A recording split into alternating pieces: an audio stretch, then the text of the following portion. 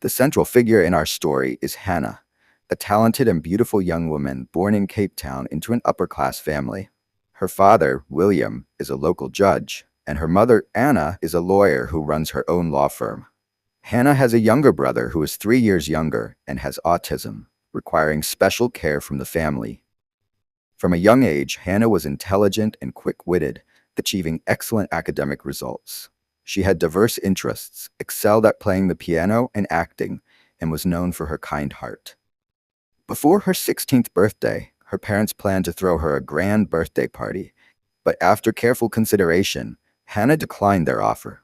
Instead, she wanted to use the money to help poor children struggling with basic necessities. With her parents' support, she bought food and essentials to donate to local impoverished children. From then on, every year on her birthday, she saved her pocket money to help those in need. In 2015, Hannah was accepted into Stellenbosch University with outstanding results, majoring in social sciences and humanities. The university is located north of Stellenbosch's center, about 40 kilometers from her hometown of Cape Town. It is a leading public research university and one of the oldest in South Africa. Hannah rented a room in a women's dormitory called Irene, not far from the university. While her parents wanted to buy her a car for convenient transportation, Hannah believed that money could be better spent on meaningful purposes. So she declined their offer. Eventually, her 90-year-old grandmother gifted her a blue 1984 Volkswagen Golf that she had used for over 30 years, which Hannah gratefully accepted. In addition to her studies, Hannah was actively involved in social activities focused on animal protection. Her kind and open personality helped her make many friends at the university.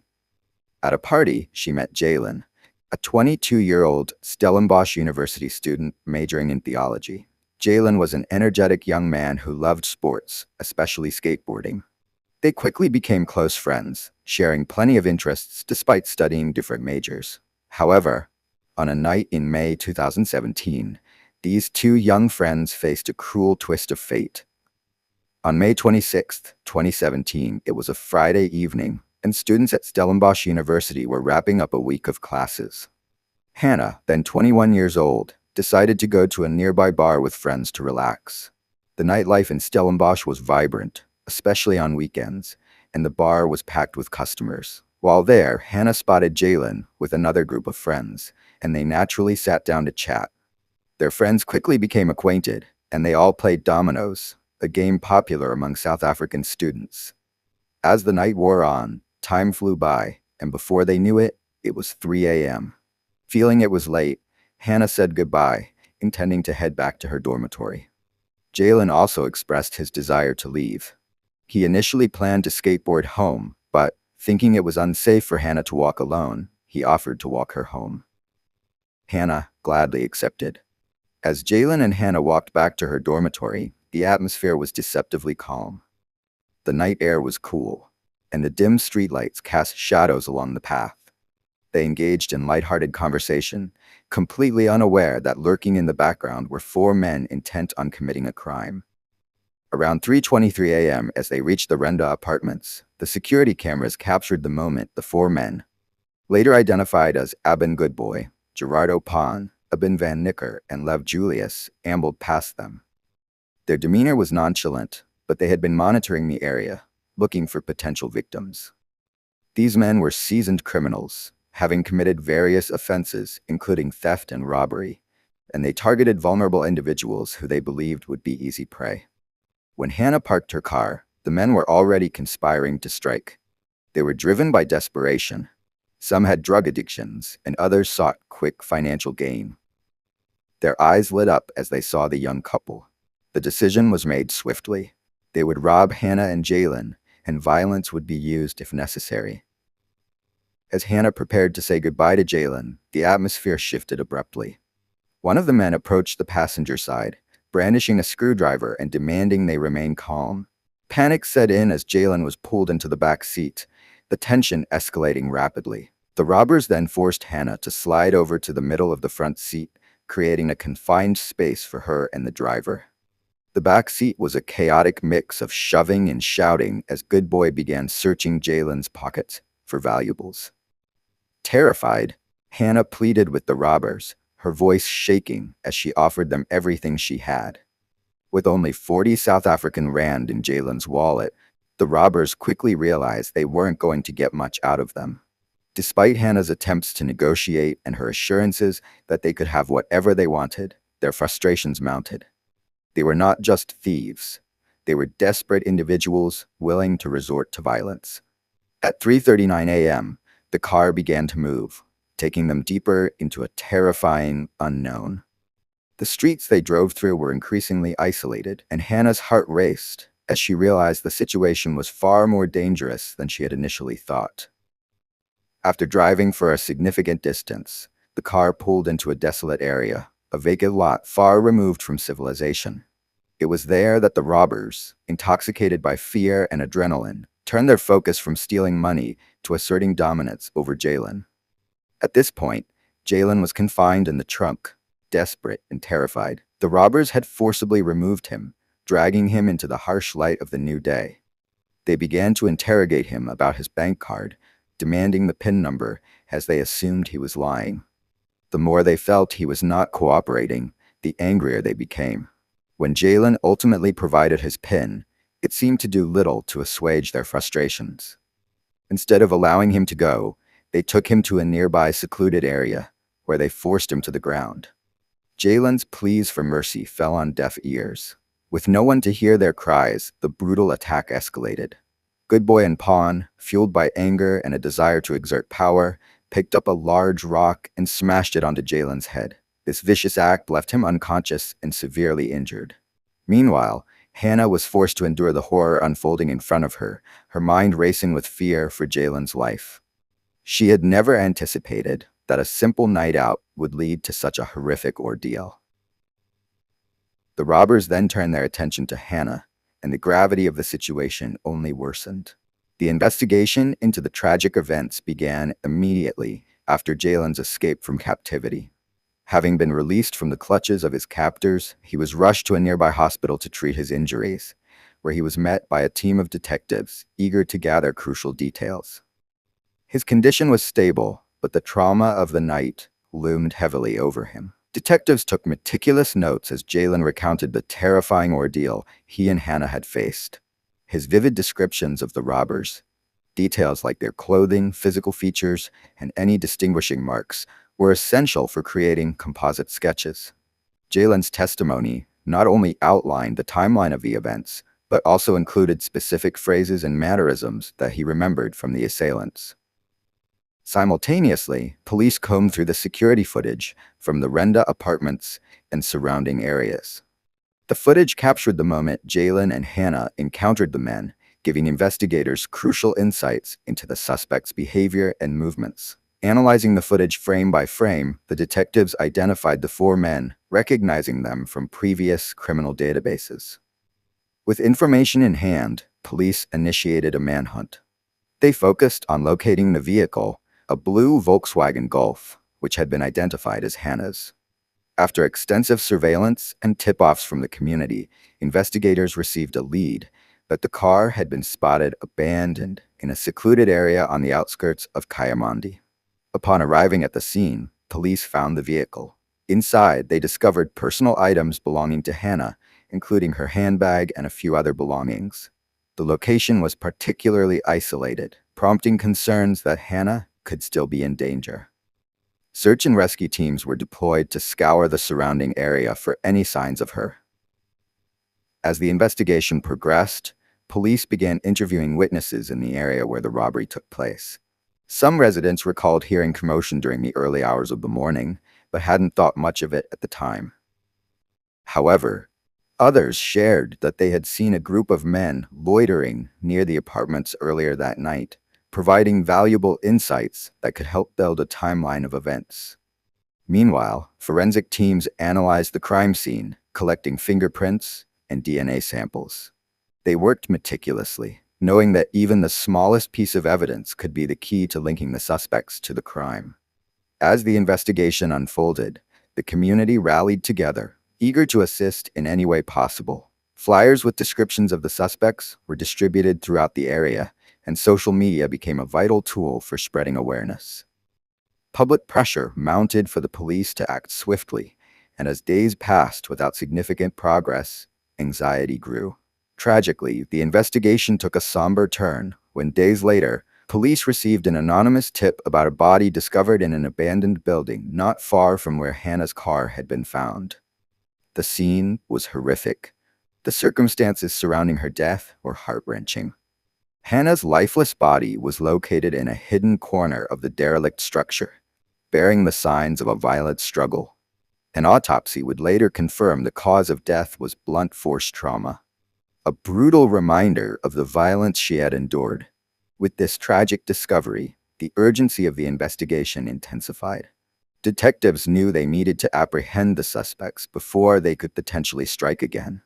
They employed various strategies, including tracking down known associates of the suspects and monitoring their usual hangouts. Finally, days later, after an intense search and various leads, police apprehended Abin Goodboy, Gerardo Pon, Abin Van Nicker, and Lev Julius. They were found hiding in a rented property, attempting to evade capture.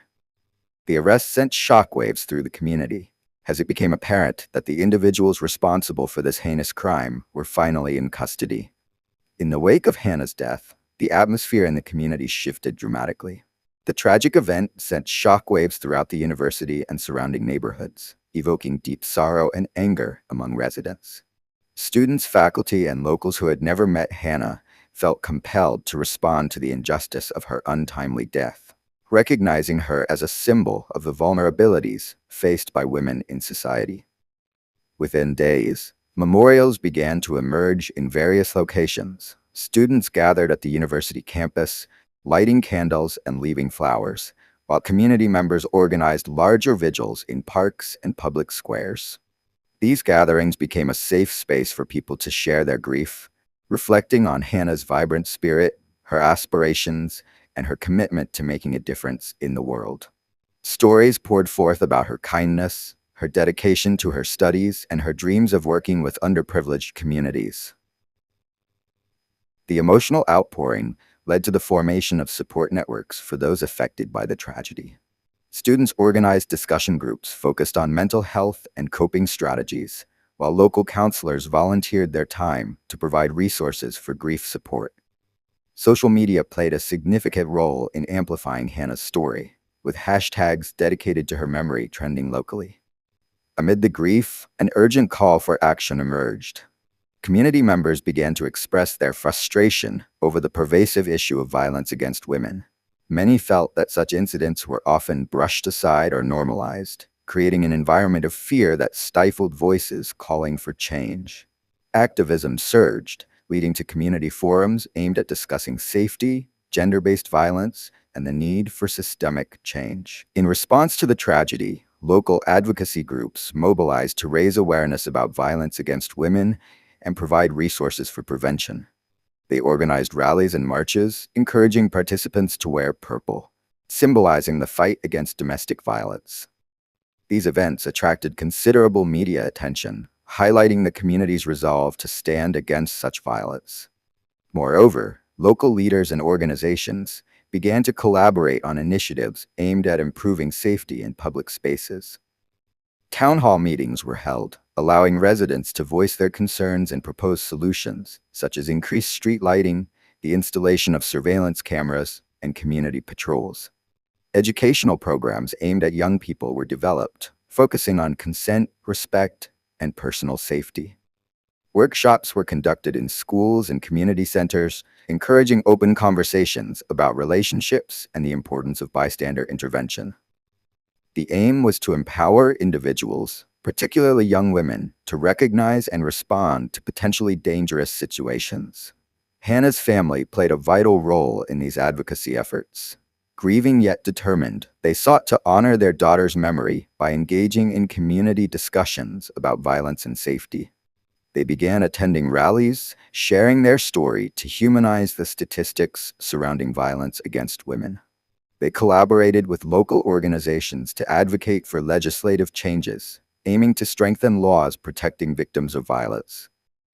As the suspects were apprehended and the trial commenced, the community remained deeply engaged. Courtroom proceedings were followed closely by the media and local residents, with many attending in solidarity with Hannah's family. The emotional weight of the trial was palpable, as testimonies from witnesses and experts painted a harrowing picture of the events leading to Hannah's death. The trial became a focal point for community discussions about the judicial system and the importance of holding perpetrators accountable. Hannah's parents, in particular, emphasized the need for systemic reforms to ensure that justice was served not just for their daughter, but for all victims of violence. In addition to raising awareness, Hannah's story sparked a broader conversation about societal attitudes toward women and the normalization of violence. Panels and discussions were organized in schools, universities, and community centers, tackling difficult subjects like misogyny, systemic inequality, and the need for cultural change. The community's mobilization and activism surrounding Hannah's death led to meaningful dialogue and incremental changes. Local government officials began to take notice, initiating conversations about enhancing public safety measures and allocating resources to support victims of violence. The aftermath of Hannah's tragic death served as a catalyst for profound change within the community and beyond. While the grief and loss were immeasurable, the collective response illustrated the resilience of a community unwilling to accept violence as a norm. Hannah's family, devastated by their loss, found purpose in advocacy. They established the Hannah Foundation, dedicated to supporting victims of violence and fostering educational initiatives that address the root causes of gender-based violence. The foundation aimed to provide scholarships for women pursuing careers in fields related to social justice, law enforcement, and community service, ensuring that Hannah's spirit lived on through those who would strive to create a safer, more equitable world. The foundation also organized workshops and training sessions focused on self-defense, empowerment, and community safety, emphasizing the importance of self-advocacy. They partnered with local schools and community organizations to implement programs designed to educate young people about healthy relationships, consent, and the significance of respecting boundaries. As time passed, the community continued to honor Hannah's memory through annual events, including candlelight vigils and awareness campaigns. These gatherings not only commemorated her life, but also served as a reminder of the ongoing struggle against violence. They provided a platform for survivors to share their stories, fostering a sense of solidarity and resilience among those who had faced similar experiences. Hannah's story transcended her immediate community, resonating with individuals and organizations nationwide. Her death became emblematic of a larger issue, sparking discussions about gender-based violence on a national scale. Advocacy groups leveraged Hannah's story to push for policy changes, urging lawmakers to strengthen protections for victims and increase funding for support services. The media played a crucial role in amplifying the conversation, with documentaries and articles highlighting the need for societal change. Hannah's case became a rallying point for those advocating for justice reform, emphasizing the importance of supporting survivors and ensuring that law enforcement responded effectively to reports of violence.